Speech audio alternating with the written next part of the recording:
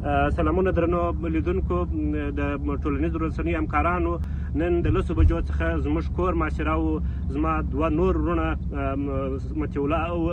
سمیع الله او ولي محمد هم دوی نیولي وله، د هغوی لاسونه ورتړلي وله، ځان سره یې وړي وله، او زموږ ماشومانو ته، زما مور دی ته، زموږ فامیل ته سپکې سپورې ویل سوي دي.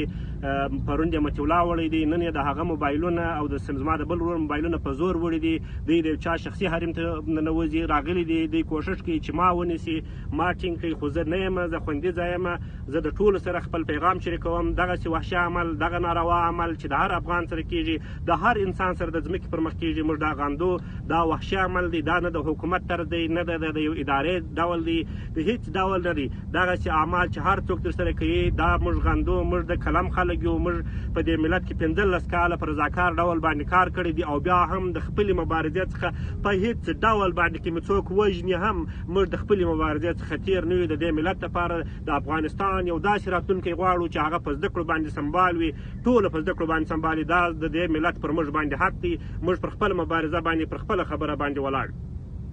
دوستانو، دغه چې تاسو وینئ، دغه نن د امارت د استخباراتو کسان زموږ کره راغلي ول. دغه زموږ د کوټه یا د میلمستون دی چې او د دفتر کار مې هم ځینې اخیستی. دلته د کارمندان یې راغلي وو د استخباراتو چې ډېرې بې عزتۍ یې واړولې او سپکې سپورې یې ویلې، او دغه زموږ کتابونه وکم، ډاټا وکم، اسناد چې وو ډېر یې د ځان سره یوړله، او د هغه تر څنګ یې زه او بل ورور مې تقریبا د 3-3.5 ساعتو په شاوخوا کې ورسره بندیان وو، او زموږ موبایلونه یې واخیستله او کمپیوټرونه وو، اسناد او ډاټا یې ټوله واخیسته. دوی د ځانه سره یوړله.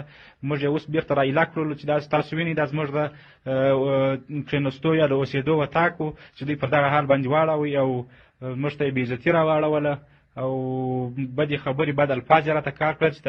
او د هغه پر څنګ کې زما بل ورور مطیع الله ویسا تر اوسه هم ورسره بندي دی، هغه تر شکنجه لاندې دی. د هغه په موبایلونو پسې راغلي وو چې د هغه موبایلونه او کمپیوټر او نور اسناد یې راکړه، او څه شیان چې پیدا کړه هغه یې ټول ورسره یوړه د ځانه سره.